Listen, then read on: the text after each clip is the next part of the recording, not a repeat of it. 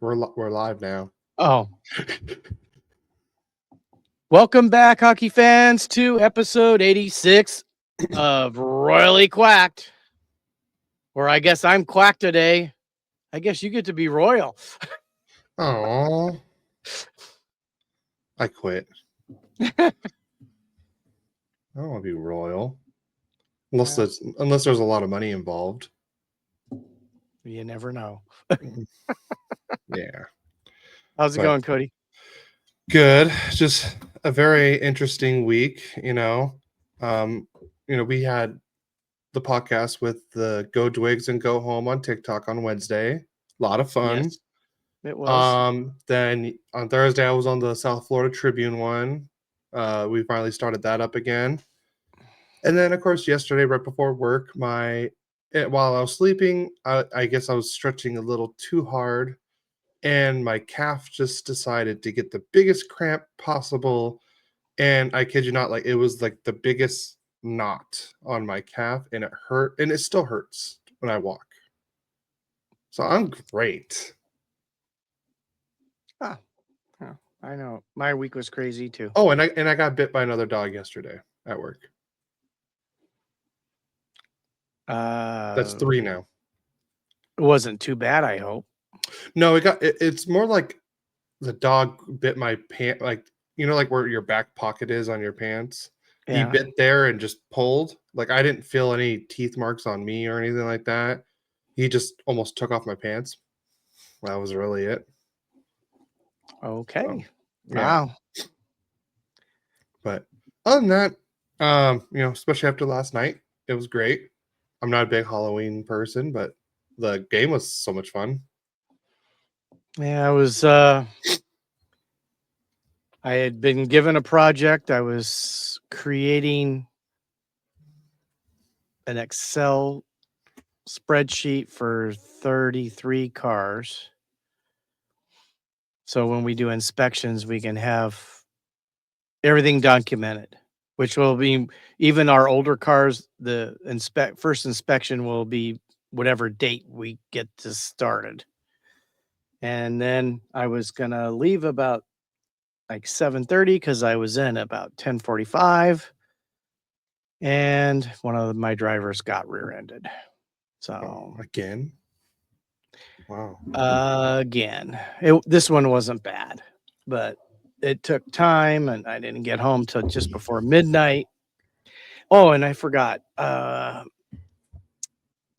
We have people out, so we have somebody doing a double route, so we have to stop that they can't go to when they do the double route, or it just adds way too much time to their route. And I forgot to put it to the other driver, even though I put him in on the email. I forgot to give him the delivery and pickup at a location, which I had to do this morning. Oh. So it wasn't a fun day yesterday. Yeah. So, but other than that, I mean, we're here. We get to do a podcast. And yesterday is over. Yesterday is over. And it's the weekend. Yeah, it's going to go by really fast again, just like it did last week. But at least we're started on this. I love to start the weekend off on a podcast. So, Yeah. Let me see. You want to get into Doug? Why don't you start with Kings news? Okay. Switch it up.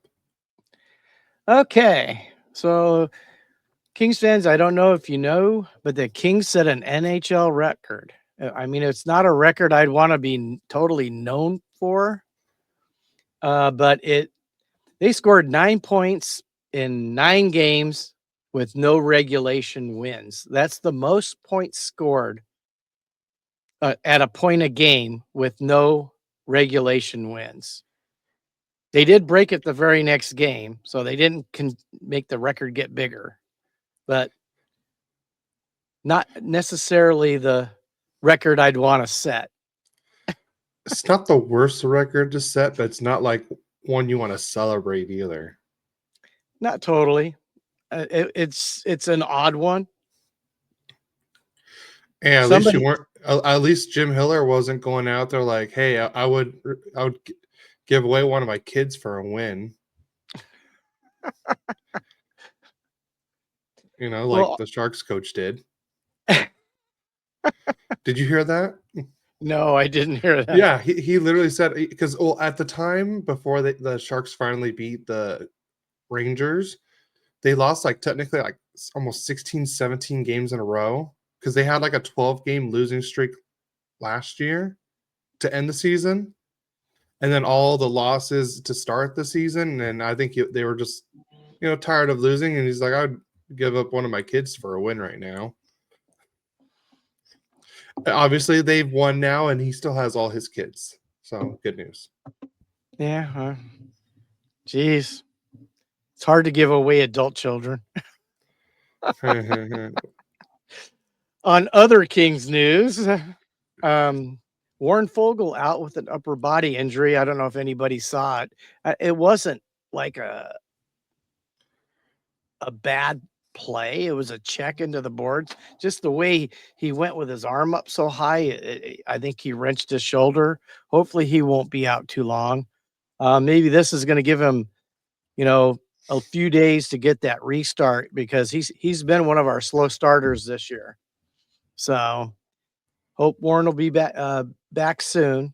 I'm not even sure. I haven't looked at the report for today because I know they're playing the Devils today. If he might be back tonight, but I haven't heard anything about that.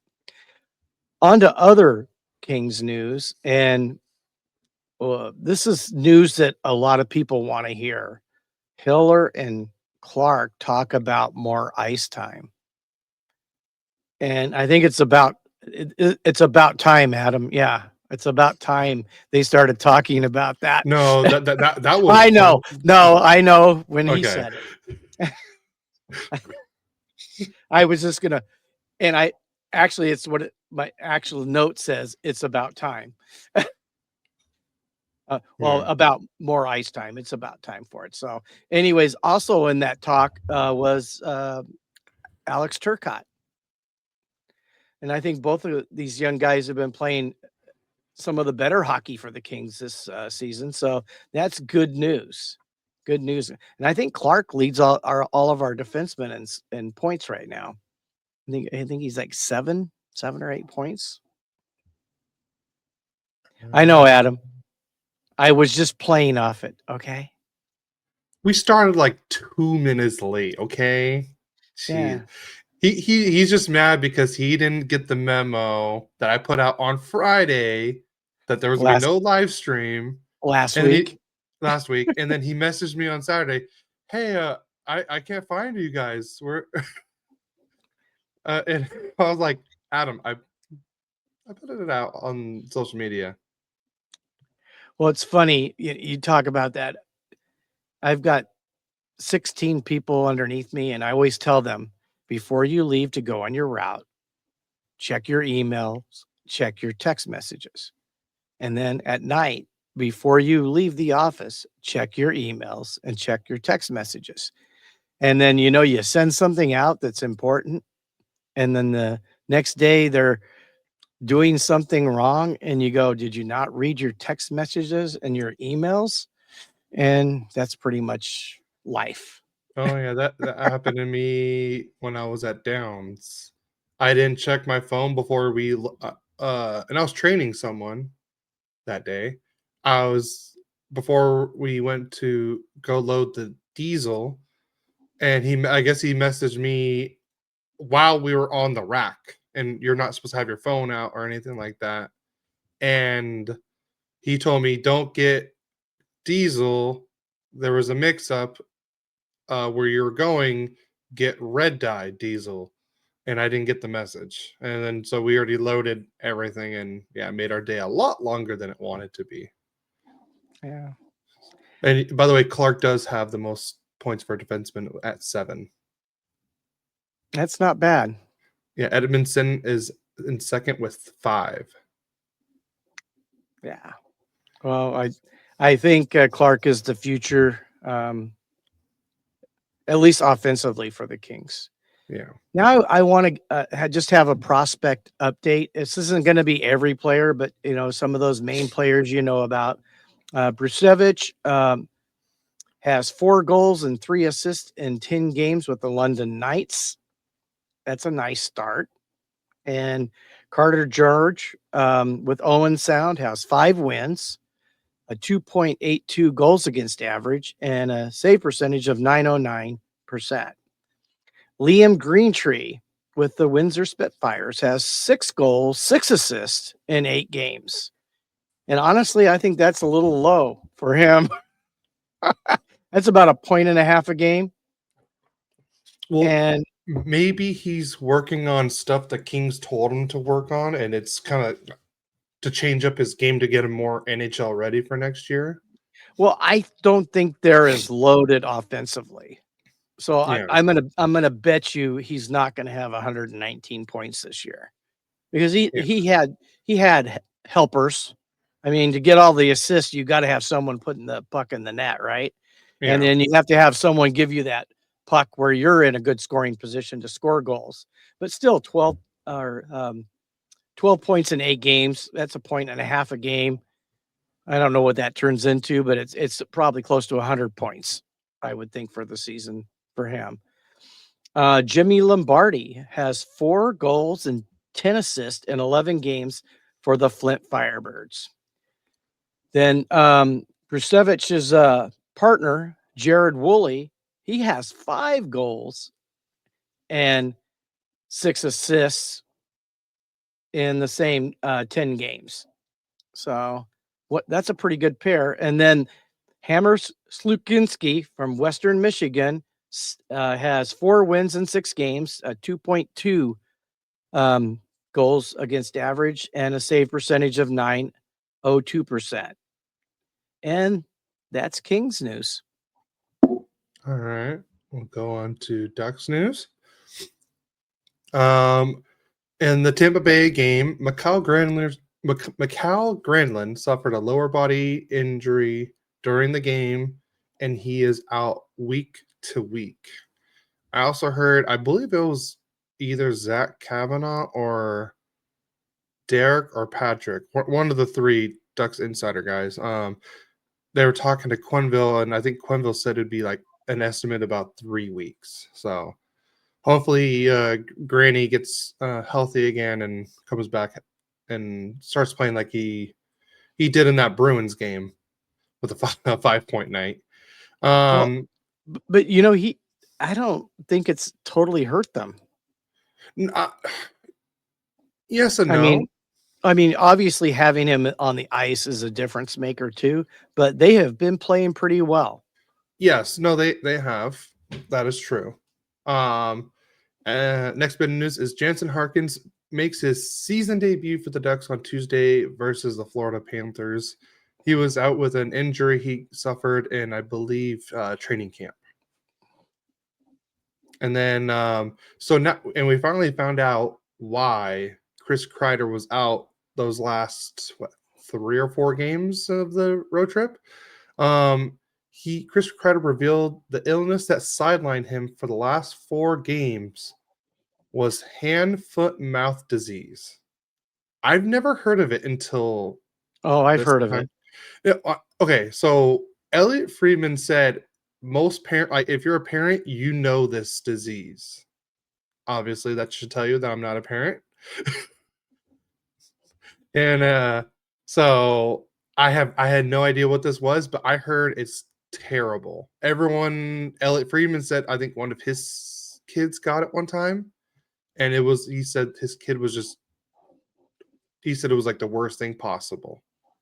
And even Kreider said, in quote, it was terrible, and obviously they didn't want to give it to anyone on the team. So I was locked in the hotel room for a few days. It's awful. I don't recommend it. Oh, by the way, you can change that parent thing anytime you want. Mom and I would love it. I know. I'm done. Yeah. All right. Anyways, back to hockey. But it was good to see Kreider back. He he did play in last night's game, but we'll get more on that later. And then the next bit of news is the Ducks did a Halloween prank where they had, I guess they actually hired like scare actors and stuff like that. So where I guess the Ducks players would walk to get to the locker room for practice and everything. They were doing like construction, and they had like guys in like welding mask and work attire and everything. And they purposely had like smoke and sparks go off to scare them, and then they would take off their welding mask, and then they had clown mask on to scare them.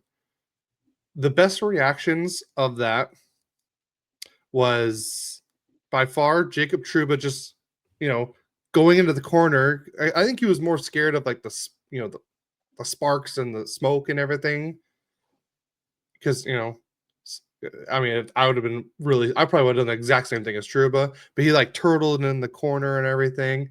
But the funniest one, it was Cutter, Nestorenko, and Granlund all walking in together. And as soon as like the loud noise, made a bang, and then smoke and the sparks went off, Granlund and Nestorenko booked it. Like, I kid you not, they sprinted back the other where they came from and just left Cutter there to just suffer. It was pretty funny and everything. A lot of guys got scared and everything like that, and they actually had got a view of one of the clowns coming in and scaring Carlson again right in front of the locker room with like a loud like a horn. And even Pat Verbeek was standing there. He's like, "Wow, that was loud." Like I said, it was funny and all, but I'm gonna do a little not a little tangent, a little. I would say another way to get to it. Someone else that looked really scared this week. It wasn't any Ducks players. It was a former Ducks player. It was Trevor Zegras in the game against the Pittsburgh Penguins at the very end, I believe, of overtime. Did you see the video? I haven't seen the video, but I've heard about it. Is that where he picked a fight with the wrong guy? Yeah, he like punched a car in the back, and the car just got up and stood up, and you just see Trevor go like, oh, like hands up, like you could tell like he literally, went to the bathroom right there. That's all I'm gonna say. Yeah. But yeah,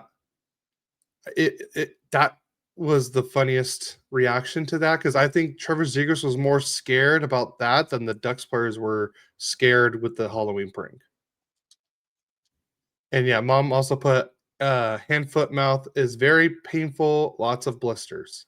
Yeah, that's what I didn't want to get into very details, because I heard Kyle Carr talk about it on Locked On Ducks, and then Elliot Friedman on 32 Thoughts. I'm like, I do not want to talk about all the disgusting stuff with that. So, but yeah, but that's it for Ducks news right now. So on to league news. Yes. So on Tuesday, we had the Frozen Frenzy, where all 32 teams played on one single night. And the funny thing is, I totally forgot this was happening. There was I didn't even see any. I didn't see anything on social media like, oh, Frozen Frenzies next Tuesday, or I didn't see any of that. And why on a Tuesday? I don't know. I don't know. I feel like they could have done this a lot different. Like, I know they don't want to try to do it on a Saturday or Sunday to kind of compete with college football and the NFL. But I forgot who said this. Like I said, it wasn't my idea. I forgot who said it. But what they should do is, I think it was on the sheet with Merrick and his producer Zach. They were saying it should be on the Saturday before the Super Bowl. Would be a good time to do it. That way, it's on the weekend, and everything, because nobody's or the Pro Bowl weekend. It was either the Pro Bowl weekend or the Super Bowl weekend, like that around that time, and just do it then, and you'll have more audience. You'll have, it's on the weekend. Probably more people are able to attend games. And here's my honest opinion for this. What? Oh, just I've got. I want to take the Blues one for just a funny reason that I'm looking at. Okay. Keep going. All right. I want that one. Okay. You can have it. That's fine. And I feel like instead of starting every game like 15 minutes, 15 minutes, 15 minutes, I kind of miss how they did it when they did the first round after like COVID happened, where all 24 teams made it. We had like hockey from like 10 a.m. all the way to like 10 p.m. I want that again. I think the Kings game was 8 o'clock at night. Yeah, and it was late. Yeah, but like no, I want it like ending at 8, or sorry, not at 10 o'clock, not at like almost midnight. I Yeah. feel like there should be like a game that starts at like 10 a.m. and then every half hour or so a new game starts. Yeah, Like but then you don't get as much of the exposure for people to watch it. That's what they're looking for. exposure. So, I remember when when they were doing that, there were so many fans like, dude, this is awesome. Like pretty much like 12, you get more exposure because you're going for 12 hours instead of the 7.5 hours they did on Tuesday. Now you got 7.5, you got 12. A lot. And if you think about it, if you have that time, that extra 4.5 hours, you get also, that's also how much more time for advertisements, more sponsorships, and all this. I meant for the people to watch their teams because there'd be a lot of competition. There's Every half, there's even more. You'd have Even more 4 competition games now. going on. They'd have 4 games going on at all But times. there was more competition during Tuesday's night because they were doing it every 15 minutes. Okay. They were doing like 4 o'clock, 4:15, 4:30. Oh, so you're saying spread it out a little bit more. Okay. Yeah, spread it out a little bit more, and you get more time, because that's what they did like for that first round of COVID. Those playoff games, and everyone was loving it. So that's what I'm saying. But did you have any thoughts on the Frozen Fury? It was kind of crazy. I mean, 32 teams all playing in one day. It was great for fantasy hockey because everybody had everybody to be able to play. So you had definitely more choices on fantasy hockey night and stuff. So it's probably one of the biggest nights for fantasy players because, like I said, you always have someone who can play unless they're injured. Yep. Oh, and So, all right, I'll talk about that one later. All right. You want to go next? sure. The Capitals have signed forward Brett Leeson to a 1-year, $775,000 deal. Yeah. That's where he was before he was a Duck. So, congratulations. Yeah, well, I said I liked Brett Leeson. I wish the Ducks would have re-signed him. I liked him too. I liked the way he played. I think he'd be a good playoff, a good fourth line playoff guy. Obviously, Quenneville felt differently, so that's why he's not there anymore. I don't know if it was Quenneville. I think it was Verbeek. Verbeek? Yeah. But I like to call him Verpeek because his nose looks like a beak. The little ball of hate will come after you for that. That's okay. He can come after me. I'm not afraid of him. And then some sad news here. Not sad, but not positive news. Former NHLer and former Duck Ryan Kessler has been charged with 4th-degree criminal sexual assault conduct and has pleaded not guilty. That's not good. No, you don't get to that point in it where it's being announced that they don't have something of credibility behind it. But I guess we'll hear more as that goes on.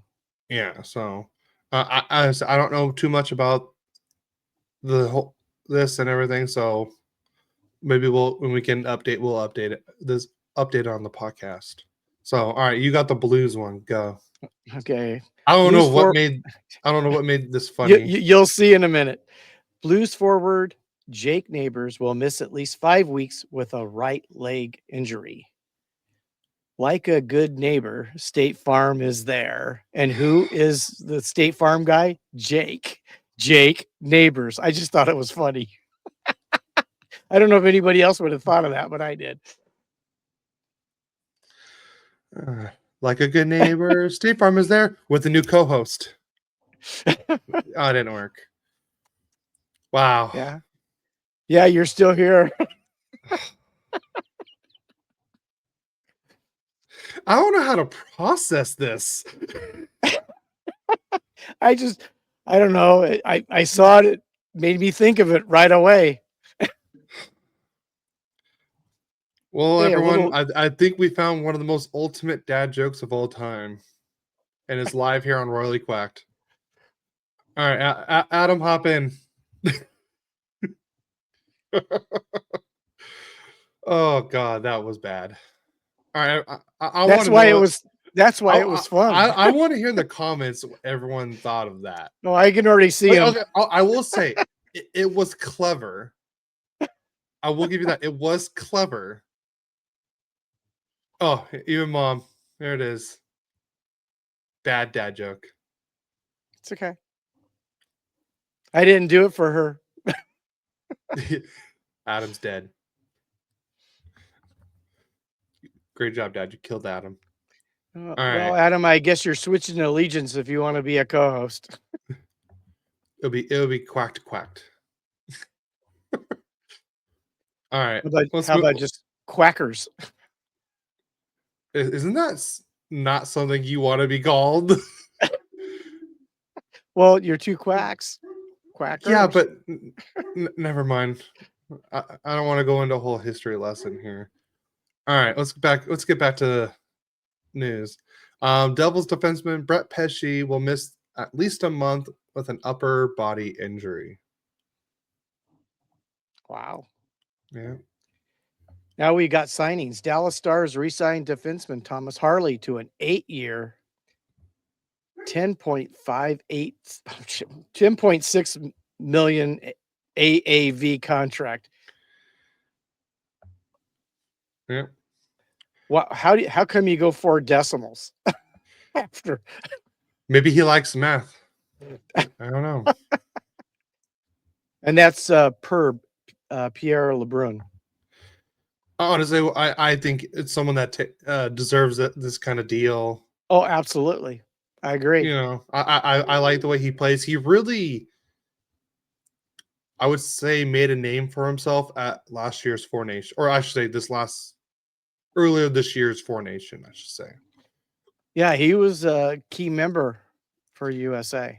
You know, when McCart went out, he was a big thing for Team Canada. They had a couple young defensemen come in and play really well for them.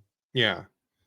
And the next bit of news, another a lot of 8-year contracts here. Utah Mammoth signed forward Logan Cooley to an 8-year, $10 million AAV contract extension. And by all these deals that we're talking about will start next year, by the way. So Ducks fans, I'm guessing that this is going to look closely to what Carlson's next contract will probably be. It's going to be like this or more. Wow. Oh, yeah. The double-digit millions are becoming the norm now. Yeah. Colorado Avalanche have signed pending restricted free agent Martin Necas to an 8-year, $11.5 million AAV contract. Well, there goes another guy that nobody's going to get. He's going to stay in Colorado. It's funny because a lot of people are saying like, wow, like they didn't think that Necas was going to sign before Kempe. They thought Yeah, out of the two, they thought it was going to be Necas going to free agency and Kempe was going to be signing the long-term deal. But again, that deal right there is going to look pretty close to what Kempe is probably going to be getting. Because I think Kempe is a better player than Necas is, in my honest opinion.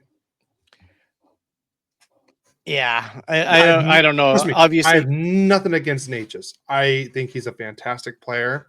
absolutely. But I just think Kempe is more valuable. So, I could think of 31 other teams that would probably like to have him on their team. but the good news for Colorado is they don't have the Rantanen 2.0 kind of situation. True. So now they're not worrying about like if you're going to sign here or not. Oh, we're just going to trade you. All right, and then Nikita Kucherov has achieved a significant milestone in his career by recording his 1,000th point, and that was against the Anaheim Ducks, by the way, too.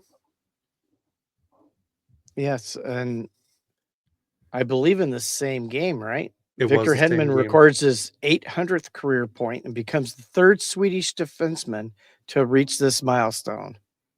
Yeah, two. They're going to be two Hall of Famers right there. Not a doubt. Yep. And then speaking of future Hall of Famers, Sidney Crosby made history on October 27th, becoming the 9th player in NHL history to reach 1,700 points.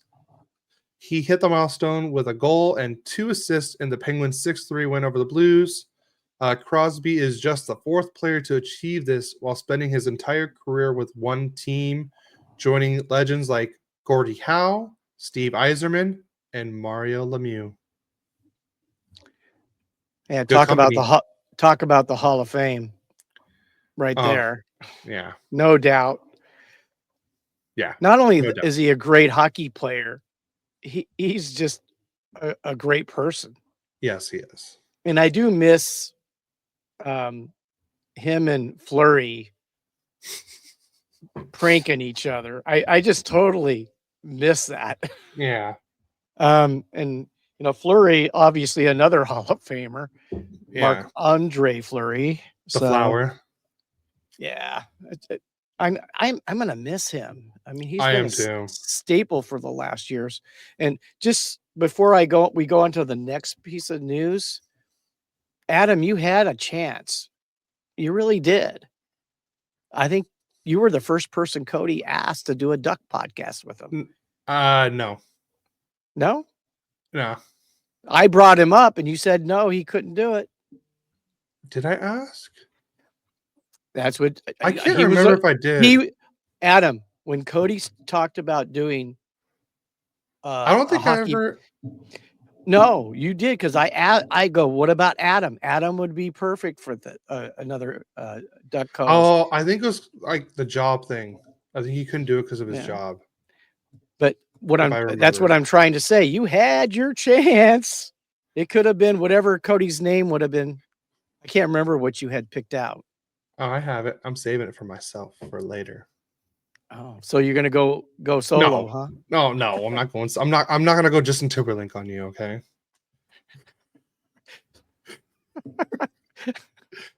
Don't worry. Well, hey, you got a co-host. Yeah. Well, I'm pretty sure I think doing this, I've met so many more people, like people that I could, if I wanted to, I could do it now. So you're just throwing Adam out with the bathwater? No, I'm just saying. Well, I mean, there's Adam. I could have, like I said, there's other people that I'm pretty sure if I asked now, they'd be like, "Oh yeah, let's do it." Okay, you're in a long line, Adam. Well, no, I think Adam would be on top just because we can go back and forth, him and I, with the duck stuff too. I'm sure. Yeah. So I'm sure hey, it would be also another connection. You and I, the umpiring one, and then Adam and I can do umpiring stuff too.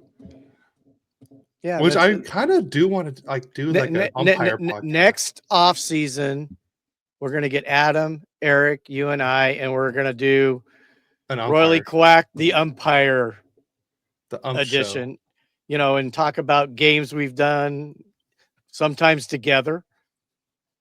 Yeah. I mean, I've already told about a story about Eric.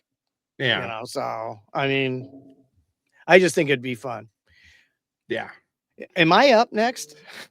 Yes, you're up. Okay. Brad Marchand is stepping away from the Florida Panthers to help a friend whose daughter died last week of cancer. Marchand is serving as a guest coach Wednesday night for the under 18 March and Mill Company Hunters in his hometown of Halifax, Nova Scotia, in place of friend J.P. McCallum. Marchand is also a co-owner of the team. As much as people hate him sometimes playing against him, he's actually a pretty good guy off the ice. And I mean, that's big. He's stepping away to help someone, that is hurting. Yeah. So I give kudos to Brad for that. That's why he did not play in the game against the Ducks on Tuesday. Will he be back this next week?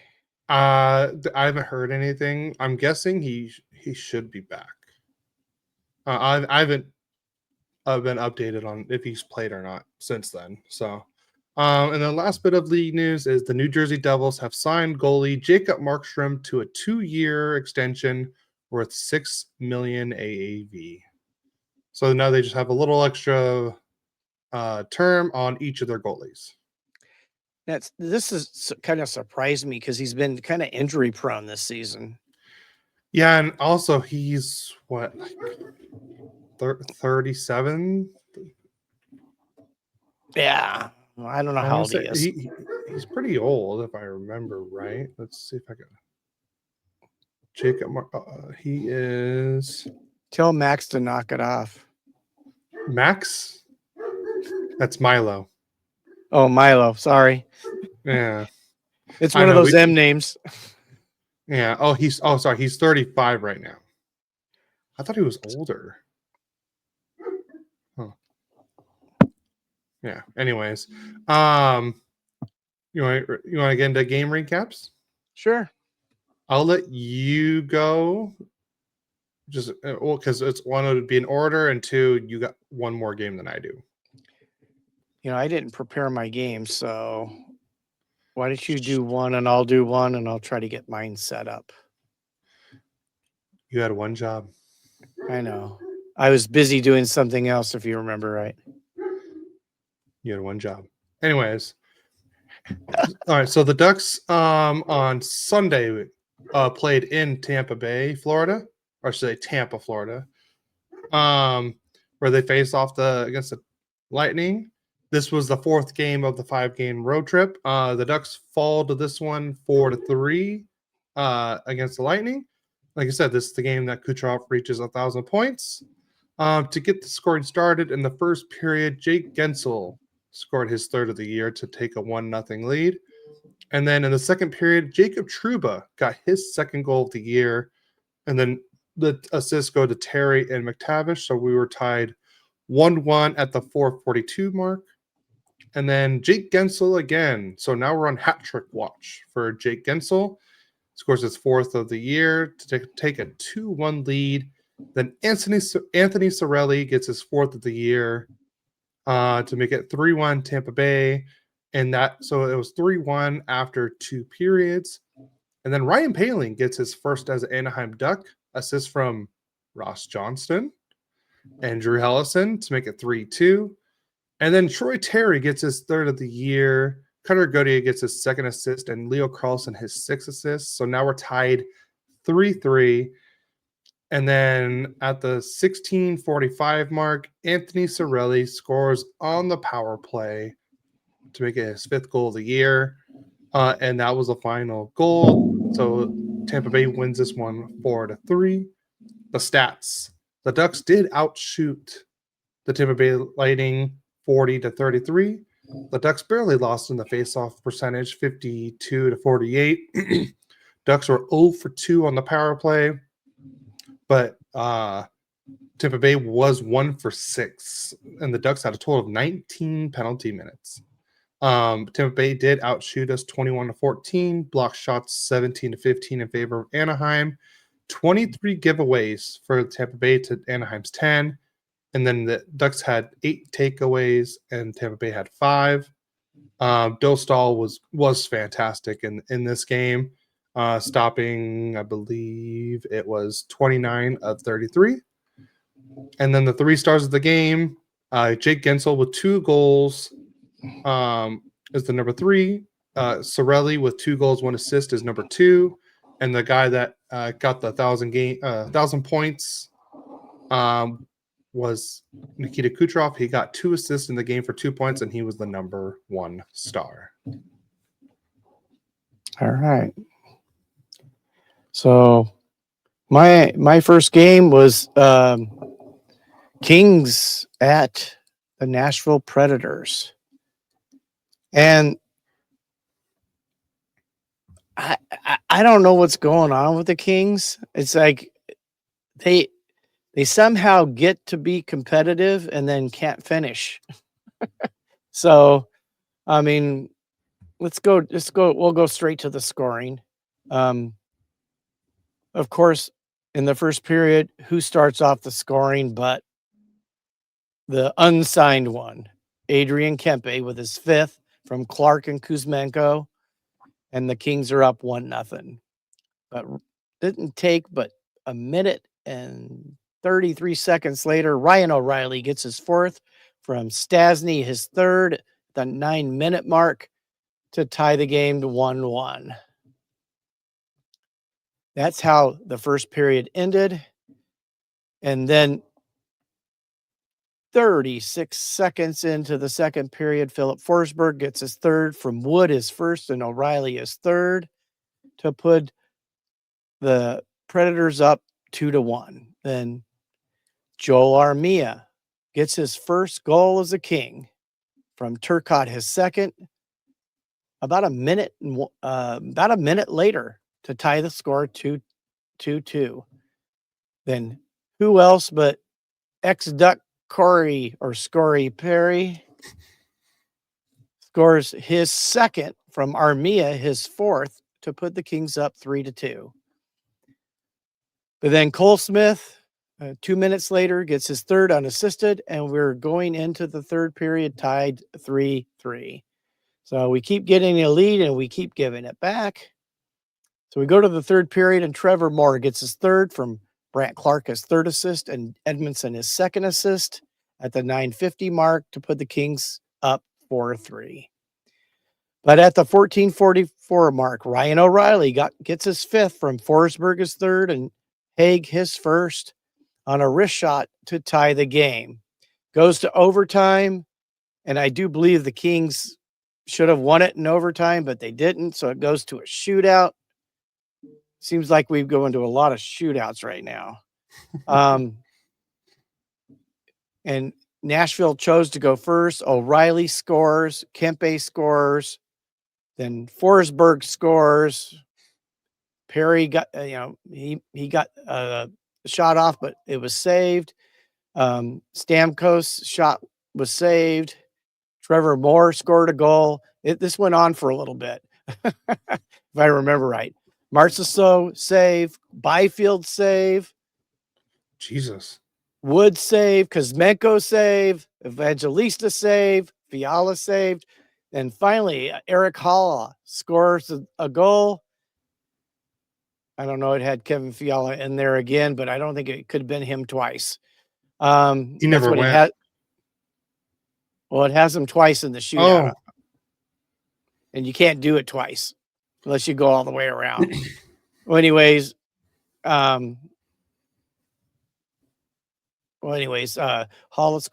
Fiala scored, Bunting save, Fogle save, Wiesblatt scores, and then Armia goes and a save. I think it went 11, and the Kings lose the game 5-4. I'm just let's seeing go it. to the stats and just see. You know, it's such a weird season that totally unlike the Kings of last year right now. We outshot Nashville 40-25, but they won the faceoff 55% to 44%. We were 0 for 3 on the power play. They were 0 for 2. So at least our penalty kill finally did their job. But hits were 23-11 Nashville. Block shots 19-7 Nashville. And of course, we win the giveaway one. We gave away 22-15. That seems like too high of a number. And then takeaways were 9 for Nashville, 5 for the Kings. Let's go to the 3 stars of the game. And obviously, there isn't a king in the bunch. Forsberg with a goal and assist was the 3rd star. Saros was the 2nd star with a save percentage of 9% and goals against average of 3.69. And the number 1 star obviously was Ryan O'Reilly with 2 goals and an assist. And we can move on to your next game, Cody. I even looked on ESPN and it has Fiala shooting twice. That's where I got it from. No, that's on NHL. I'm looking on ESPN too. Weird, huh? I gotta watch that if it's possible. Like, and see he didn't go twice. I watched it. Because he literally went like twice in a row. That's weird, huh? Okay. So the Ducks will face the Florida Panthers, as like I said earlier, when Marchand was not going to be playing in this game. So this ends the 5-game road trip. So right now at this point, the Ducks are 2-1-1 on the road trip. So then we head over to South Florida to face off the 2-time defending champions. And the Ducks do squeak one out in a shootout, 3-2. And here's the scoring. There was no scoring in the first period whatsoever, but I can tell you the Ducks were getting outshot bad. It was 12-6 after 1, and then 7-10 after 7 shots for the Ducks, 10 shots for the Panthers. In the third period, the Ducks only had 3 shots on goal, and Florida only had 6. And then even in the overtime, 1 shot for Anaheim, 5 shots for Florida. But the Ducks took literally 3 penalties within the first 10 minutes of the second period. But luckily, on the third one, Leo Carlson gets a shorthanded goal, and it's his 4th goal of the year. Assist from Terry and Hellison. So the Ducks take the lead 1-0, right around halfway point of the game at 9:59. And then Cutter Gauthier on the power play gets his 6th goal of the season, assist from Lacombe and Carlson. So now it's 2-0 Anaheim. And the Ducks were holding the lead pretty well. But then at the 11-12 mark, Anton Lundell scores his 3rd of the year. And then Sam Reinhart scores. And now we were tied 2-2. And that was at the 16:54 mark. We go into overtime. No score, and then we go into shootout. Uncle Leo goes first, and he gets stopped. Reinhardt goes, don't stop him, and then Troy Terry does the, I guess what they call the no move, and he did, that Kucherov move, Dad. Yes, I know what you're. So he did it to what was it, Markstrom twice? No, he did it to Leonard twice. No, Holtby. It was Braden Holtby. Yeah, I go, shame on you for the second time that happened to you. Yeah. But Troy Terry did something similar, but he didn't mean to do it. And you could tell right away, like when he smiled right after he scored, because you could just tell right away, he's like, yeah, I didn't mean to score that. Or I didn't mean to do that, but yeah, it was funny. So he scores, and then Anton Lundell scores. So now we're tied 1-1 after 2. And then Mason McTavish. Oh my God. He just embarrassed I don't remember the Panthers goalie. It was the backup guy. He just embarrassed him, and it was a Tarasov. That's what, right? And just put it right between his legs. And Mason McTavish gets a second goal in the shootout, and then Dostal stops Evan Rodriguez. So the Ducks win in a shootout, 3-2, and ends the 5-game road trip. So the Ducks are 3-1-1 on the road trip. And here are the stats. Ducks got outshot 33-17 and got killed in the faceoff percentage, 61-39. Power play, the Ducks were 1 for 5, but the power play was a perfect 4 for 4. Penalty hits 30-19 in favor of Florida. Block shots 22-17 in favor of Florida. Giveaways, each team had 16, and the Ducks had 4 takeaways to 2. And here are your 3 stars of the game. Anton Lundell with the 1 goal as the number 3 star. Lukas Dostal, who had, was it 31 saves? Yeah, 31 saves on 33 shots. A goals against average of 1.89 and a save percentage of 939. He's the number 2 star. And then Mason McTavish is the number 1 star with the filthy shootout goal winner. And that is our second star, or second game of the week. Okay, then we go to the 26th against the Blackhawks in Chicago. It was a good game. Chicago's surprising me, Cody. They are surprising playing everyone. better than I thought they would. Yeah. I'm going to go straight to the scoring. And of course, last season I called them not the Blackhawks, but I called them the Bedards. And who scores first in the first period but Connor Bedard with his 3rd goal from McTavish. Yep. His second assist at the 7:04 mark, and it is 1-0 Chicago, and it stayed that way through the first period. Then in the second period, 3:30 into the second period, Alex Laferriere, who's starting to play like he did a little bit more offensively like last year, he gets his second from Corey Perry, his first, and Philip Deneau, his third, to tie the score.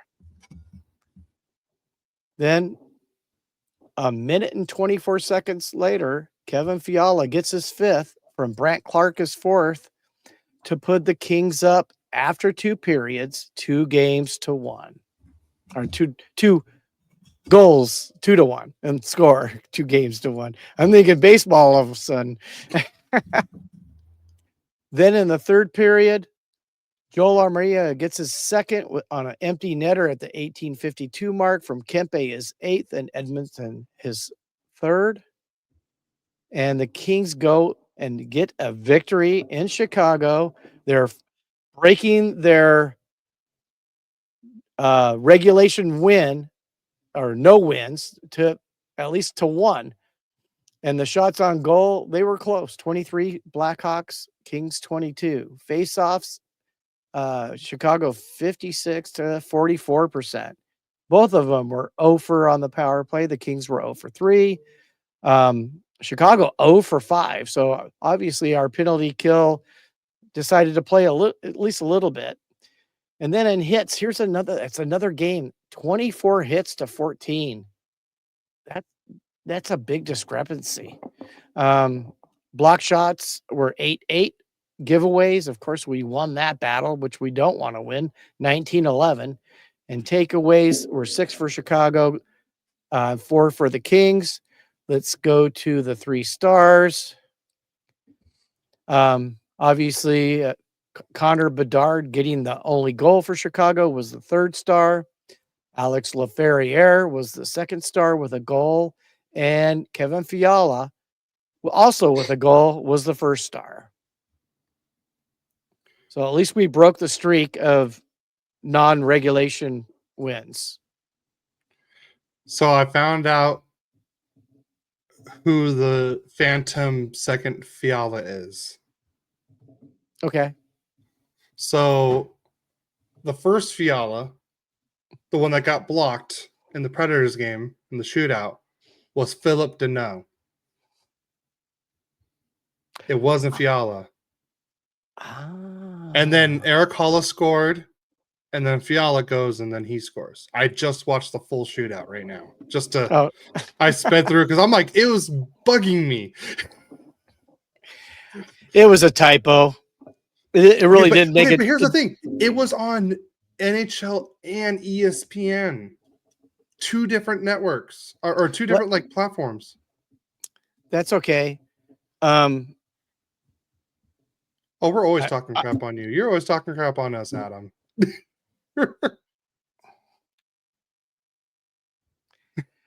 Well, I guess if the shoe fits Adam, you got to wear it.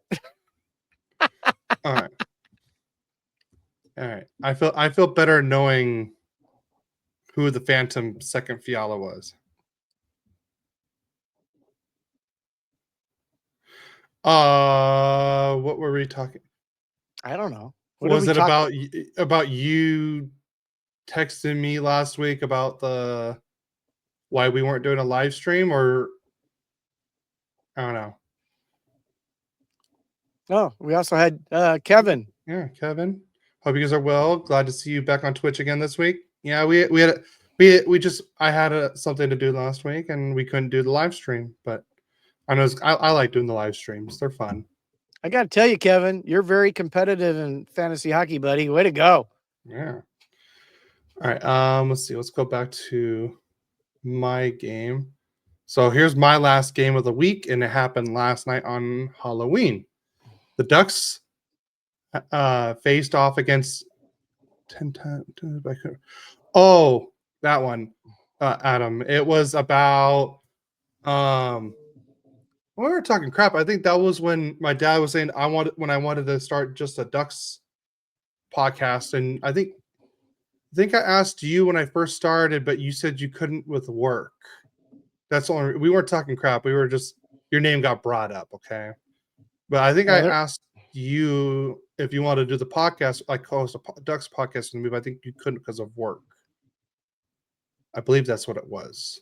Then Kevin, thanks, Gary, but I see your scores and I'm scared to play you next week. I mean, Kevin, if you saw how bad my dad kicked my butt the other week, you should be scared. Oh, Kevin, it every week it changes. Oh, so Adam, and doing an all umpire podcast with us two, you, me, my dad, and Eric. That's right. Thank you, Mom, for that. All right, back to game. How is that talking crap? No, I think he just heard his name because usually when we bring him up, we're usually talking crap on each other. I think he just assumed. All right, back to the game. So this was John Gibson's return to Anaheim. Oh, we know, Adam. We know. Trust us. His first game after being traded to Detroit in the offseason. Great tribute video. And it was tough seeing Gibson in Red Wings gear. It was very weird for me. But it's good to know that we own the Red Wings still, so I'm happy about that. But the Ducks win this one 5-2 last night on Halloween. Let's get the scoring started in this one. On the penalty kill. That's right. Not in just no, it wasn't. I'm glad he's gone. He's talking about Gibson. Oh, yeah. That's what I was laughing about. Weird to see him, and he goes, for me, it was glad weird. He's gone.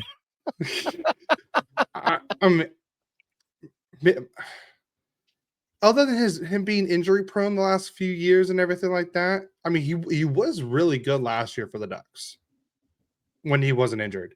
But Troy Terry got the scoring start in this one, his fourth goal of the year, short-handed a goal. And I gotta say this, I don't remember the last time the Ducks had, multiple short-handed goals like this since what I want to say the Kessler Silverberg Cogliano line, like since like what 2017, 2016, that we had like short, like actual like scoring penalty kill. But the assist on that one go to Drew Hellison, his 4th of the year, and Leo Carlson's 8th assist of the year. But about less than 4 minutes later, Lucas Raymond scores his 3rd of the year, so now it's 1-1. And then Uncle Leo gets his 5th of the year. Troy Terry his 8th assist of the season, and Jacob Trouba's 4th assist of the year.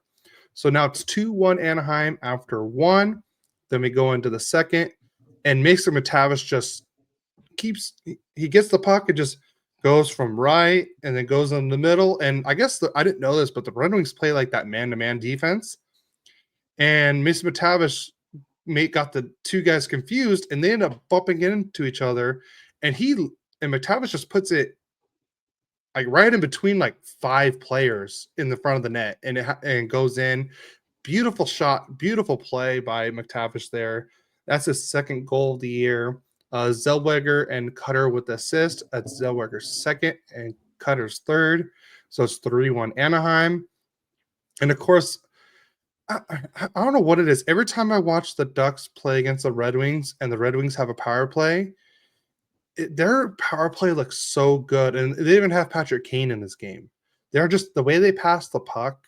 It's fun to watch the Red Wings on the power play. I mean, it sucks that it's always against the Ducks when I see this, but I do like the way their power play moves the puck. But DeBrincat gets his 4th goal of the year on the power play, so it's 3-2 Anaheim after 2.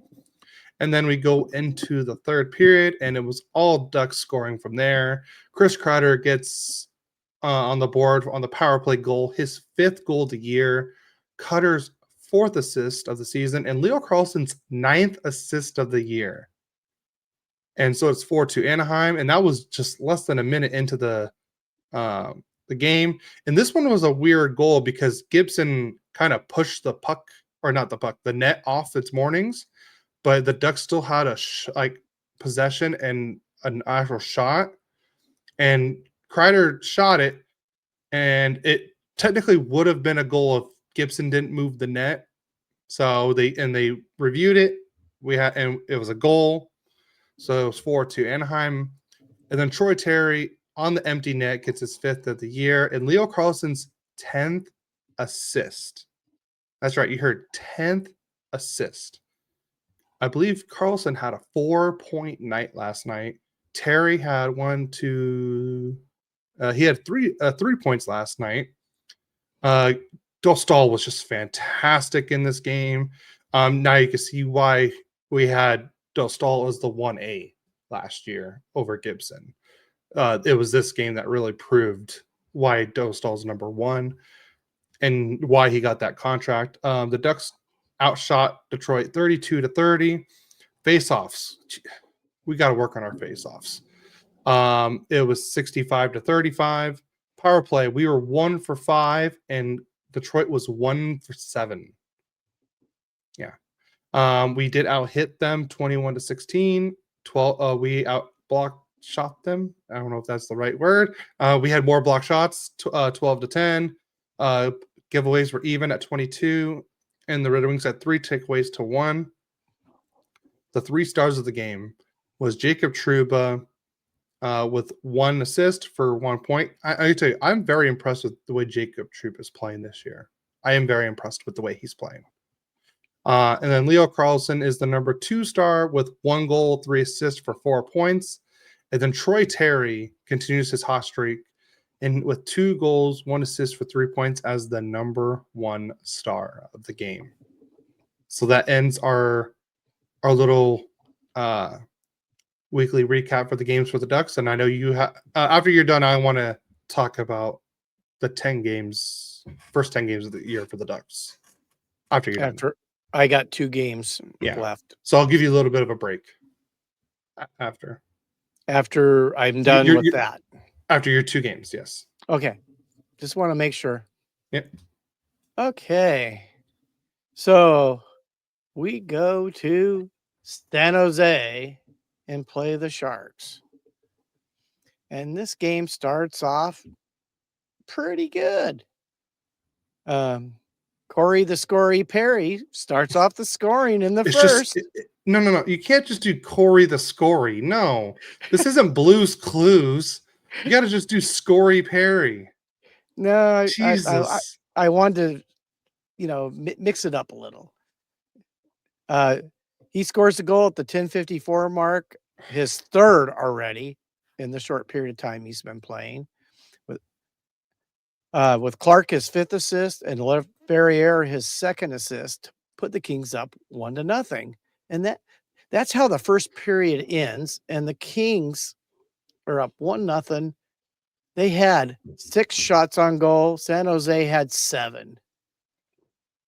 It gets scary going into the second period. So then Jeff Malott gets his second from Perry, his second, and Edmondson, Corey the Scory, one of us.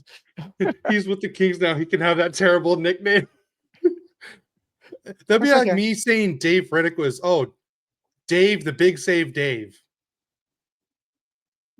You see how stupid it sounds? No. It's okay. You can do what you want. I'm going to do what I want. Corey the Scory. Kevin liked it. So, hey, zip it, boy. Don't make me put you in timeout during the podcast. I want to hear the comments on this one. You're already seeing it. No, I meant like when the whole podcast, like when it goes on a podcast. Okay. So can I go on or do you want to interrupt some more? Go Corey the Scory. Zip it, Cody. Zip it. Malott gets his second from Perry, his second, and Edmondson his fourth to make it 2-0 at the 3:21 mark. Then Drew Doughty gets his first from Dumoulin, his first, and Turcotte his third at the 6:43 mark to put the Kings up 3-0. So they're up 3-0. And at this time, I think they'd been outshot by at least 7 or 8 shots already. And they're winning 3-0. But all of a sudden, here come the Sharks. Will Smith gets his third from Celebrini, his 10th, and Toffoli his second. And I got to tell you guys, Celebrini's the real deal, man. Yeah. I mean, totally impressed. I think I brought up a question before the season started. Who would you take, Celebrini or Bedard? I think everybody took Celebrini, though. And they're both looking good right now. Yeah, well, Celebrini's looking awesome. Well, I think Bedard only has like 1 less point than Celebrini does. Or not that far. Yeah. Well, obviously, they're 2 number ones. I mean, yeah. Anyway, so then Philip Kucherov scores his second from Wenberg, his third, and Eklund his sixth at the 17-6 mark, and now it's 3-2. Second period ends with the Kings up 3-2. But let me just get the shots for you. The Kings had 10 shots. Sharks had 23 shots.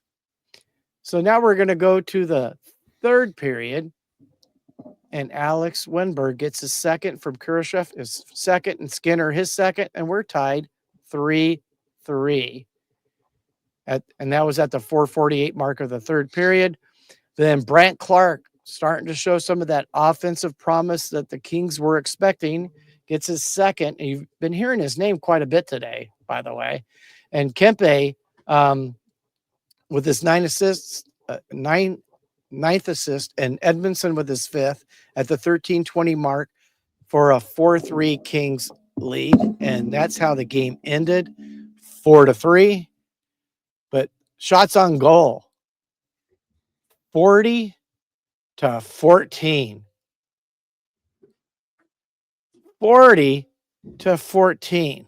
How does a team that expected to come in last in the division outscore a team that's supposed to be a playoff team, outshoot them 40-14? Face-offs, hey, the Kings won it, 52-48.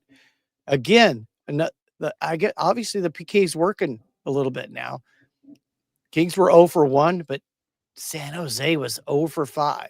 Hits Now, at least we're in the ballpark on this one. We had 14. The Sharks had 17.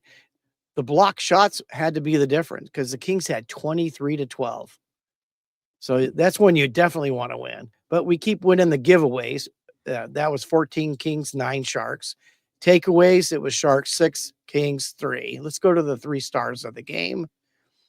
Any guesses on who the 3 stars are? All Sharks? No. Actually, for one of the first times they've actually put the person who should have been the first star. Wenberg was the 3rd star with a goal and assist. In fact, all 3 of these players had a goal and assist. Kucherov was the 2nd star, obviously with a goal and assist.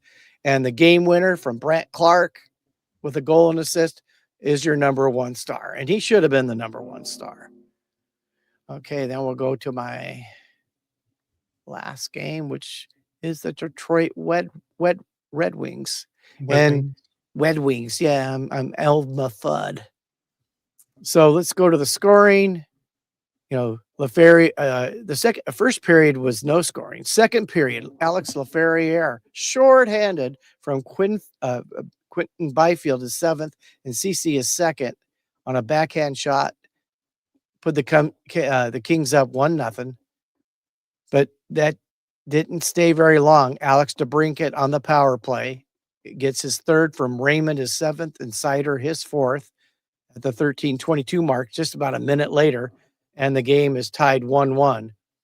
Then Marco Kasper scores on the power play again, his 2nd from Sandin Palinka, and his 2nd, and Kopp his 4th, to put the Detroit up 2-1.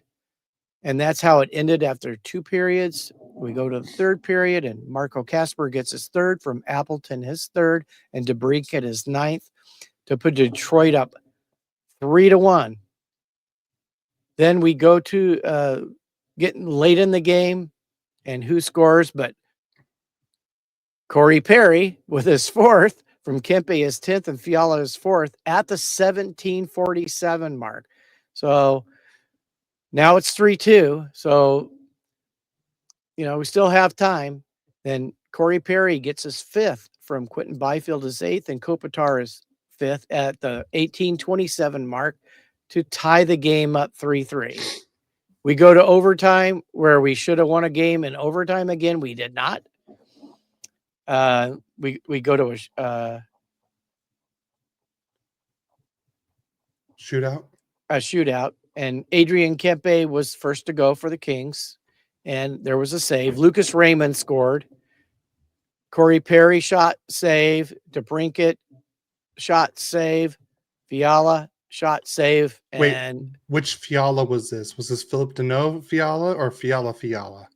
I do believe it was the actual real Kevin Fiala. Okay, I think Deneau just dressed up early for Halloween, looking like Fiala when he shot that shot. Maybe. I didn't even think about that. How do you mix the 2 guys up? I'm not even sure. Well, they're not even from the same country. 24, 22, like I guess it's kind of close. Yeah, well, but still, like multiple outlets got that wrong. So one thing I got to say about the media for the Kings, they give the proper players 3 stars. They don't care if it's not a King. I mean, Corey Perry was the 3rd star. He had 2 goals. I mean, the guy's 40 years old. He's like the Energizer Bunny. He just keeps going and going and going.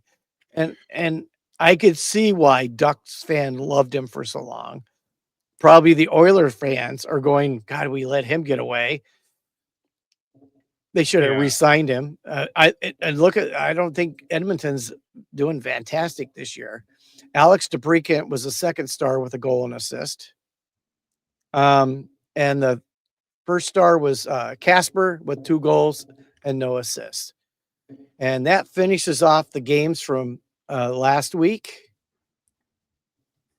So go ahead, Cody. On TikTok, I used one of the reels about Corey Perry finally making his LA Ducks debut, and it got quite a few comments on TikTok.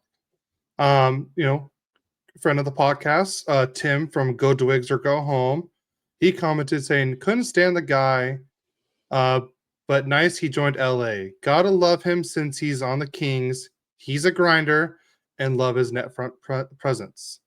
There's some other comments that I don't want to say on the podcast. But Perry shouldn't get the hate. Dude is getting us points. That's all that matters. Grow up. And then here's another one. And that was from Demon Marquez. This is from Laura. I was excited ever since I heard he was coming to us. I know people aren't fond of him and they keep saying there's bad blood. A lot of that stays on the ice. He's friends with a lot of the guys on the team, especially with Doughty. As Drew said, and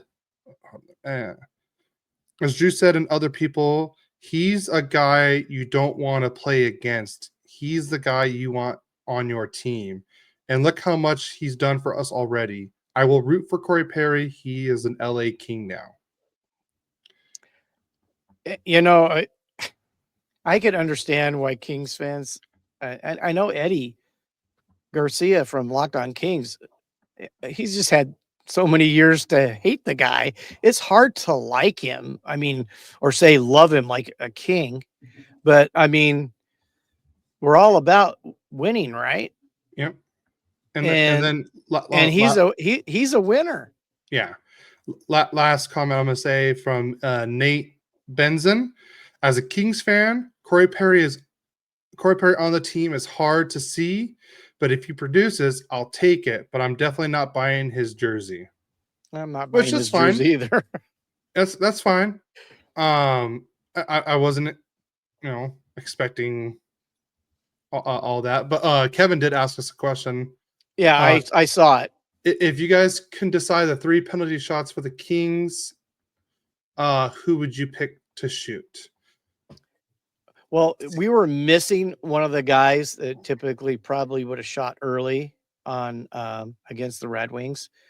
Trevor Moore wasn't there that night, and he would have been probably in there. I mean, I would go Kempe, Fiala. I mean, you can't argue with Perry. He's scoring goals. But then I would have Moore go. And you got to, or Clark. Let's get Clark in there. He's quick with his stick handling and stuff and score goals. And Byfield hasn't had much success, but I think we need to throw him out there and give him confidence. I say let Kemper go. What? Let Kemper take the shootout. Oh, like I said, for the Kings, I don't know who. I mean, whoever my dad thinks, I think it would be the right choice as well. Like I said, for the Ducks, I think we have Leo, McTavish, and Terry. I mean, that's 3 great shootout guys right there already. So, but all right. So, are you done with the King stuff? Yeah. Okay. So I just want to talk about the first 10 games from last season for the Ducks and the first 10 games of the season this year for the Ducks. So this is last year. We were 4-4-2. Are you just going to leave now? All right. So the Ducks were 4-4-2. They had a total of 10 points. They had 20 goals for and 27 goals against. Their highest point getter in those first 10 games was Terry.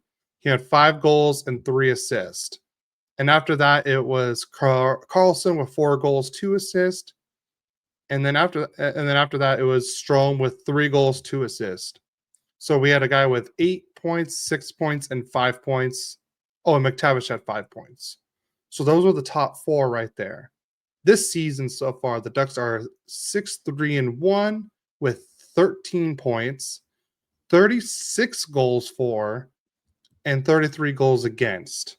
Our highest point getter right now is Carlson with 15 points, 5 goals, 10 assists. And then Terry with 13 points with 5 goals, 8 assists. And then we got Cutter with 10 points, 6 goals, 4 assists. And then after that, we have McTavish with 8 points, 2 goals, 6 assists. And then Granlund, 2 goals, 6 assists as well. So already a huge difference in points from last season to this season. Like last year, we didn't even have any double-digit point guys in the first 10 games. This year, we already have 3. And we have 2 guys already knocking on the doorstep. And maybe if Granlund didn't get hurt in Tampa Bay, maybe he could have been another double-digit point getter. So it's just telling you that there's a lot of improvement already from last season to this season, and I'm liking it so far. The Ducks are very high-paced, like not afraid to beat you on the rush, that's how they're scoring most of these goals. So I guess a big difference. The only thing I would wish is like the less goals against would be great. I mean, that's what everyone wants, but from last year 27 to this year 33, that's like the big difference.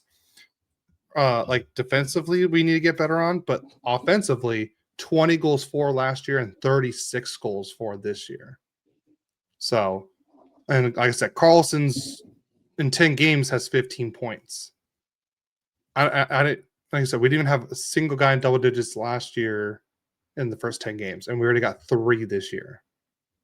Oh, they're definitely a huge improvement offensively. Yeah, huge.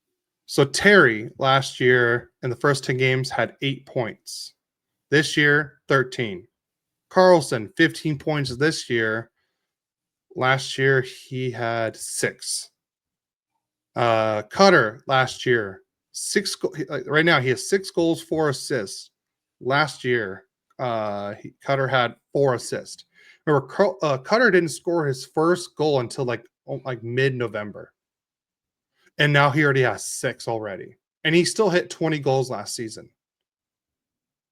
Okay, so I have to. Are you done with your little thing there? I'm done with that. I didn't want to interrupt. Sorry. I had a question for you, and you can't cheat and look. Okay. Name an Edmonton Oiler in the top 10 in scoring. Is there actually one? You have to answer the question. It's not ask a question of the person asking the question. So there is an Edmonton Oiler in the top 10 right now. That's still a question. Give me an answer. You can give me an answer on it because you don't know who the top 10 are. Name me an Edmonton Oiler in the top 10.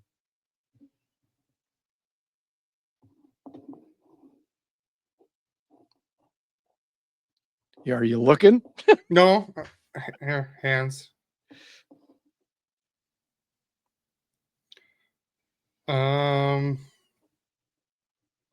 Okay. I'll change. I'll even change the question. Name an Edmonton Oiler in the top 20 in scoring right now, without including any games that might be played today, if there are any going on right now. And there is one. See, thank you. That's all I want to know. If there was, I'm going to give you that. In the top 10, there was 0. See, that was a trick question. 0. That's the question. Can you believe there's 0 Edmonton Oilers in the top 10? Okay, see, that's why I asked. I'm like, well, you could have said 0. So, okay, but you asked the question, how many? Or no, you said, can you name me? You didn't say how many. Can you name me? Yeah. So you asked me a trick question, and technically I kind of answered it by asking, wait, are there any? So technically I would have gotten that right. So there's one, and can you tell me who that is and what position they're in scoring? Are you looking? We already narrowed it down to half of it. I'm gonna say Draisaitl at 18. Oh, not pretty close. Really? He's 20th. So, hey, like I said, I swear I didn't look it up or anything. I believe you. So obviously you've already named a Duck that's in the Carlson. top 20. Okay. Or he's 16. Actually, Adrian Kempe and Leo Carlson are both tied with the exact same stats, 5 goals, 10 assists in Okay. 16th and 17th place.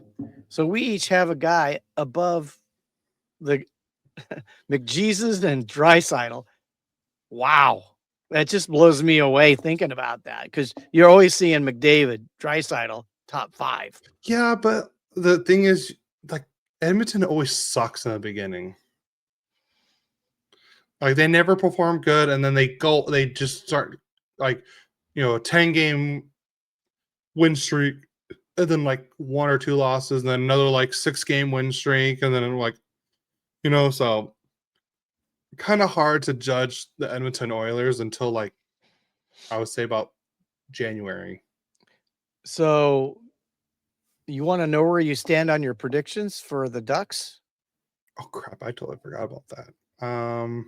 Where am I at? So I'm guessing I'm like 5. I'm guessing like 5-5. Actually, right on the money, 5-5. You went 1-2 last week. Okay. If you would have picked them to beat the Panthers, you would have been 2-1 instead of 1-2. Okay. And so you're 5-5. I went 2-2, which was my best week. Okay. So I'm So 4-8. You're 5-5. I mean, So it's a reverse of last year. I started off pretty good and I got quite a big lead on you, and then you came roaring back, and then I think I ended up winning by a little bit last year. So do you want to know what the standings look like right now? Sure. So in the Central, Colorado's 1 with 18 points, and then Winnipeg and Utah are in second and third. Winnipeg's second, Utah's third, with each of them have 16 points. Right. In the Pacific, the Golden Knights are number 1 with 15 points. The Kings are number 2 with 14 points, and the Ducks are number 3 with 13 points. But here's the thing. The Knights have played 11 games with 15 points. The Kings have played 12 games with 14 points. And the Ducks have only played 10 and have 13 points. So if the Ducks win, like at least match up, we could be tied with Vegas. Yeah. What did I say at the start of the season? Look out. Look out. Yeah. I had a gut feeling about that. I mean, I'm not sure it's going to be sustained. And if it is, I mean, Anaheim Duck fans, you're going to be very, very happy. I got to tell you, I like to watch them. They're fun to watch. They are. They are. And I can tell you, and the one thing I'm finally happy about is that everyone, like all the social media and all the just not like main team hockey podcasts, but like all the general hockey podcast people, all of them are now talking about how exciting the Ducks team is. And I'm hearing like the Spitting Chicklets guys, the guys on 32, Elliot and Kyle are talking about it. Like it's other podcasts, they're all talking about like how exciting this team is to watch. Well, thank you, Kevin. Yeah. I agree. I mean, yeah. The one thing I am is I am a huge hockey fan first. Yeah. I had the NHL Network on this morning, and I'm watching the highlights from last night because I don't get to watch all the games because I do work nights. But like I said, it's the Sharks are a fun team to watch. Yeah, they are. Chicago played. I was impressed with all these teams that were bottom feeders not that long ago. You see, okay, Kevin, you secretly like the Ducks. That's Attaboy, okay. Kevin. Come to the Ducks side. You know. Good. You I and love Darth, that. you and Darth Vader. Even that wasn't Vader. That was more Palpatine. But okay. Whatever. You're definitely a Sith Lord, that's for sure. Oh, it's funny. I love the Sith Lord, but I am definitely not a Sith in real life. But you gotta admit, as much as I love that, like the dark side in the Star Wars universe, I just love how dark side and then duck side, it sounds so close, and I love saying that. Wow. Join the duck side. Dun dun dun dun dun dun dun dun. Yep. But so by the way, first of all, I want to apologize to everyone for the whole Spotify issue. They flagged our intro song for some reason. I'm working on it. I'm getting it back. I've already appealed the thing because I already bought proof of. I bought it like a year ago or whatever about being able to use the intro song for stuff. I already bought it, to be able to use it. So Spotify changed their copyright music laws, and so I'm having issues with that. So if people on Spotify, I'm sorry. I'm working on it. Trust me. I should hear back by this next week on what's going on. So episode 84 and 85 is not on Spotify right now, but you can go back on, like, listen to Amazon Music, iHeart, Overcast, Apple, watch on YouTube, and you go go back and watch it on Twitch, like Kevin here. So I just want to give everyone a heads up on that. Yeah, stupid changing copyright laws like that. But well, yeah, they're just trying to not get into a lawsuit. So I mean, yeah. And of course, I don't want to get in a lawsuit. No, I mean, I already had proof of purchase to use that song. It's the intro song that we have.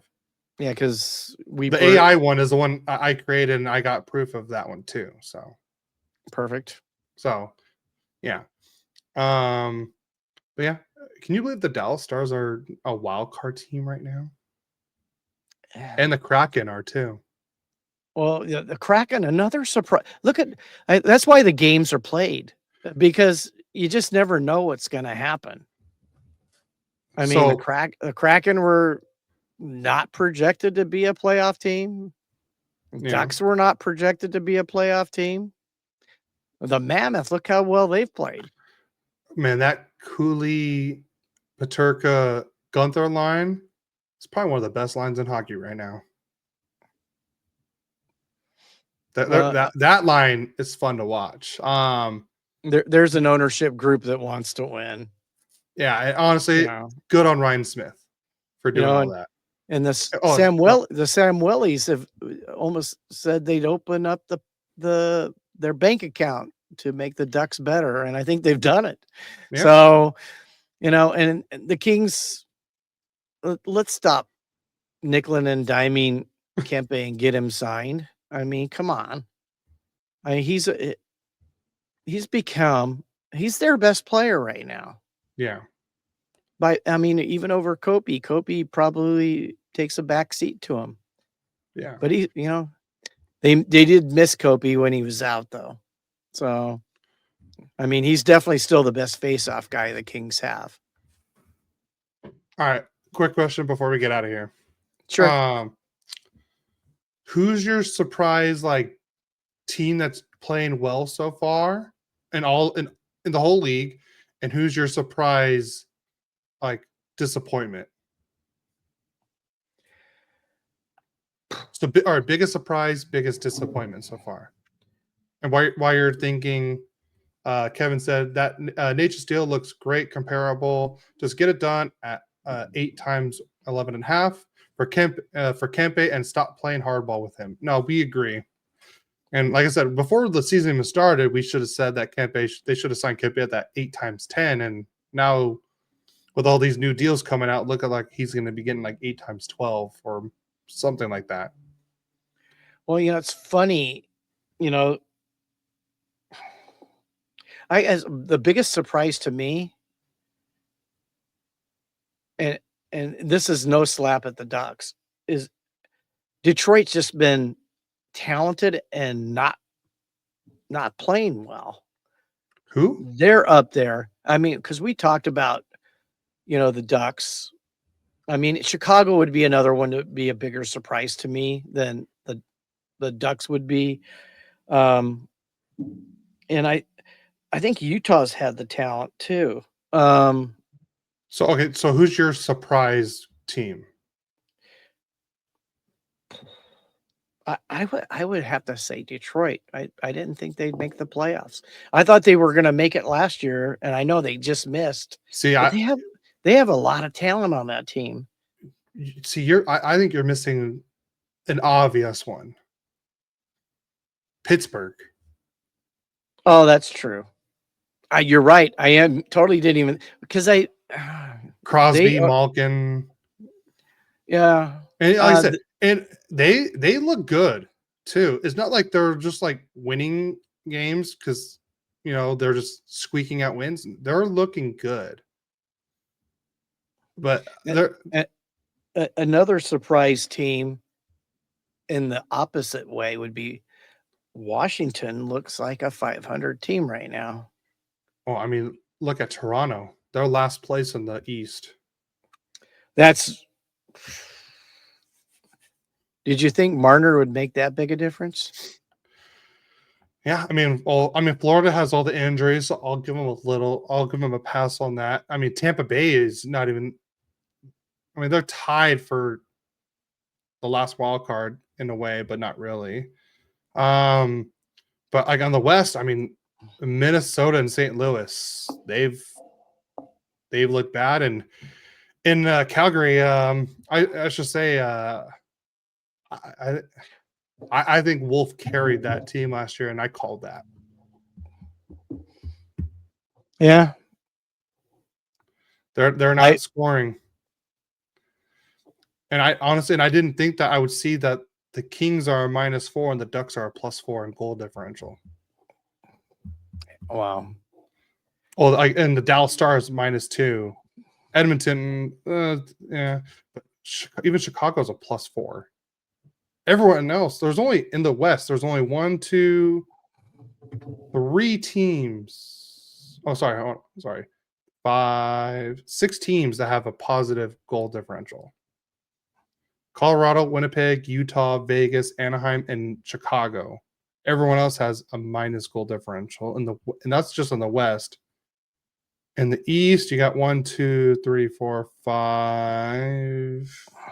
1, 2, 3, 4, 5, 6, 7, 8. 8 with a positive, and the Tampa Bay is just neutral. And then Kevin says the Kings defense and PK has been pretty surprising. Surprisingly good or surprisingly bad? Bad. Okay. And their BK, obviously, this last week was a lot better. But, their biggest problem is just they're in the penalty box way too much. I mean, they're way 0-2 at home. And you guys were the best home team last year. Is it time to bring back the Harmonic Queens? Yeah, maybe something. They need to kickstart. It'd be nice today to see them play because they've got 3 really good teams that are going to be playing here this next week. Because we have to go through that yet.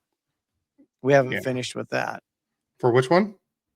The predictions for next week. Oh, yeah, let's get to that. So I'll go. You go. You want it? Okay. I got. You know what?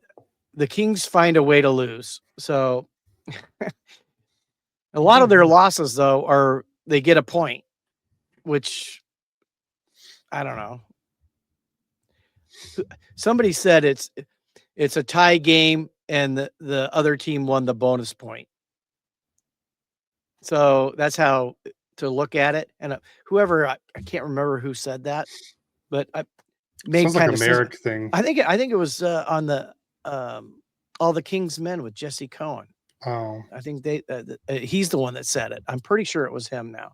Well, anyways, I've got the Kings losing today against the Devils. I think the Devils are very dangerous team. Jack Hughes seems to come back with an abandon, man. He's going crazy, looking very good. I got him losing 4-2 on today. Tuesday, they are playing against the Jets. I have them losing 4-2. And then Thursday, they're playing the Panthers, losing 4-3. all right. So tomorrow the Ducks will play against the New Jersey Devils at home. I'm predicting a 3-2 win. And then on Tuesday, the Ducks are home against the Panthers, and we'll conclude our season series against the Panthers. And I have a feeling the Ducks will win this one 4-3. And the last game of the week will be Thursday, and this is in Dallas, and I'm predicting a 5-2 loss on this one. So is that just because it's the Stars? Because actually, I think the Devils are a better team right now than the Stars are. I just think that the Ducks play better against the Devils than the Stars. Interesting. And so I don't know. I just my I don't know, gut feeling kind of thing. Well, it's to me, I'm frustrated. When I'm frustrated, I go the opposite of what I want. Yeah. And I hope I'm wrong, and I hope I'm 4-11 next week. Just you Kings fans thinking, oh, why is he doing that? I go kickstart him. Yep. And then before we get out of here, I did put on social media to have everyone put out their favorite, Halloween costume that they want or favorite Halloween candy. And we did get one reply. I was hoping to get more, but hopefully next year we'll get more Halloween candy and costumes. But the LA Kings channel, so Dylan, put Dum Dums are an underrated Halloween candy if given out. I don't mind Dum Dums. Yeah. The candy I don't mind. The other Dum Dums I could deal without because I see them on the road all the time. Well, that's so so. All right, Dad. Favorite Halloween candy, and then which one you just know. Oh, Kevin says Twizzlers and Dots are the best. No, Red Vines. Red Vines are the best. I'm sorry, Kevin. I'm a Red Vines guy myself. Dots are all right. I don't mind Dots. I'm not talking about the Dots though. No, Butterfinger is my favorite candy. So for me, I don't know what. And I know this goes with Mom's theory, and I agree with Mom's theory, but the holiday Oreos are just better. I will agree with Mom on this. Like, there is something about the holiday Oreos that make them better, and then the holiday Reese's too, because I feel like you get a little bit more peanut butter with like the pumpkin or the Christmas tree ones. E2, Cody. E2. E2. Yeah, means you too. Yeah. Red Vines are better, I agree, but Twizzlers come in those little Halloween size packages. See? Yes, the holiday Reese's are the best. Like I said, I've always been a Butterfinger guy. I grew up and I started liking the little snack size Snickers too. Oh, I love Snickers. Yeah. I was never a big Snickers guy before, but now it's like I don't know if I could do like the full bar. But that little snack size is like, or fun size ones are like perfect. So all you fans, I got a few things for you to think about and try. So one thing I love is you put Oreos in the freezer. Mm, okay. that's true. I mean, you got to be careful when you're first crunching on them. They're really hard. You don't want to break a tooth or something like that. Like I had happen a couple weeks ago, but that was on a potato chip, and it was an old Crown. And it, anyways, but I turned on two guys at work to the frozen Oreos, and they go, "Oh, that's a keeper." Yeah. You know, also refrigerating your Snickers bars and Butterfingers. Oh my gosh, it takes it to another level. Yeah. I mean, I think you could do it with just about any candy bar. Yeah. I mean, I'm not. Mom, I would not do red vines. Red vines no, are. moms are just saying red vines are better, and I raised you right. And then, even Kit Kat or special holiday Reese's. See, everyone's on this holiday Reese's. I do like a good Kit Kat too. And then Kevin, I'll try the frozen arrows. Report back with my review next week. Oh, Kevin, God, what's another? Kevin, it's a winner. I guarantee you. Oh, yes, Halloween Sour Patch Kids. I just love Sour Patch. That's another good one, Mom. I love I love sour candy too. It's either like chocolate or sour for me. And then even Adam, yes, Vicky, red vines are amazing. All right. Especially when they're fresh, really Yeah. fresh. Oh my God. I can't stop eating them when Yeah. they're fresh. Now I got to go get some red vines. Thank you guys. Okay, hold on. Favorite M&M? Is there just Peanut. regular peanut M&Ms? caramel? Peanut M&Ms. See, for me, it's the peanut M&Ms and then the pretzel M&Ms, if you can find them. And those in the refrigerator, another winner. See, you know, I'm surprised which candy you didn't say. And it's one that like you always get in your stockings and like for Halloween. I got a silver, you mean? Huh? I get a silver? You get a silver. Yeah. The commercial was York peppermint patties, right? Yeah. Yes, I love York. And those are good frozen or in the refrigerator too. Yeah. And even Adam said peanut butter or crunch. I haven't tried the crunch ones. I'll have to try that one. All right. Well, I'm going to try to make this a reel. I want everyone right now, put in the comments, what's your favorite Halloween candy? So I think I a lot of people have been already doing that. No, I want to hear all our social media followers to give their opinion. Okay, so challenge. Tell us your favorite candy. We will announce the winner next week. Winner to what? Which candy is the winner? Oh, which candy is the winner? I was like, winner. There's no prize for this one, guys. You already got the candy. You got to eat it. But which candy is our hockey fans? Most hockey fans like the best. Which one's gonna win the prize for that? Yeah. Put it in the refrigerator and you'll find out it's different. Like Butterfinger refrigerated or warm or just right out of the wrapper. Refrigerated one wins every time. Yeah. Oreos, same thing. I like the freezer, but I will put them in the refrigerator too. So see, and I'm this done. Is me. And all right, my last one before I close this out. While we're speaking of Oreos, you know how people like to dump it in milk? You know, for the Oreos? Nope. I always do chocolate milk. I'm a chocoholic. I know it's a problem, but I like to dump my Oreos in chocolate milk. And it hits every time. Just saying. All right, ready to get out of here? Plain M&M slightly melted. Okay. That's different. Yeah. Or M&Ms with popcorn. Oh. Yeah.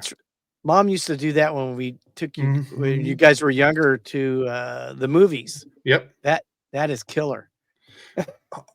See, I'm not a strawberry person, or a golden Oreos person, but that does sound actually pretty good. Not gonna lie. Golden Oreos and strawberry milk. Okay. He won't even try it, Adam. Yeah, I won't try. I'll let somebody else try it for me. But all right, he's not a strawberry fan. No. So, all right. Well, thank you everyone for tuning in to this live stream for Royally Quacked, episode 86. Kevin, it's okay. I'll try it. All right, Kevin, get back to us on that. You'll have your report is due next Saturday at the live stream. Okay, I expect it on my desk first thing. So, Kevin, you can just come on and be part of the live stream with us next week if you want to. Would you like to do that, Kevin? Adam, you're always welcome. You know that. So, well, Adam will just message me on Friday night. Hey, I'm coming on. Okay, that's cool. Whatever.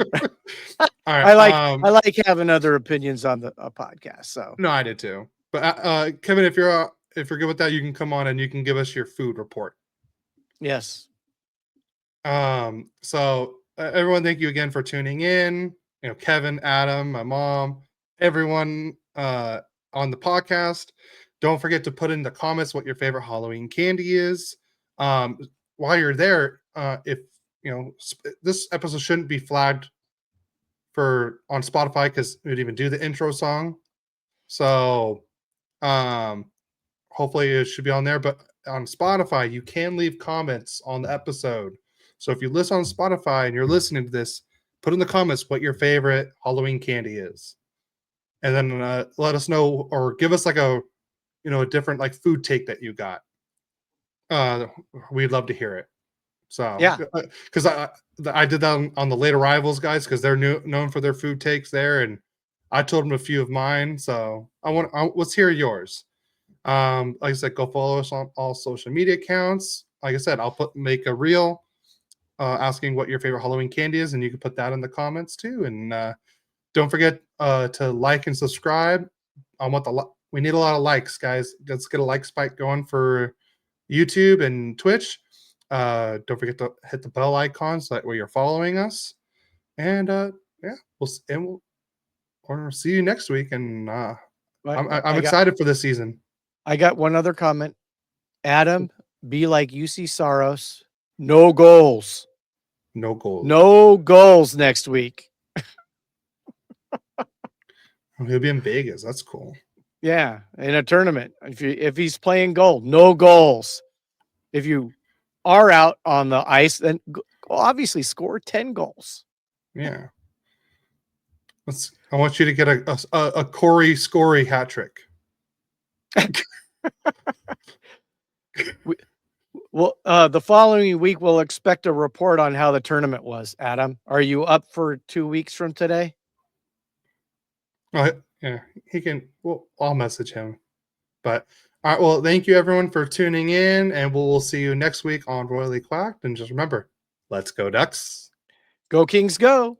See you next week. A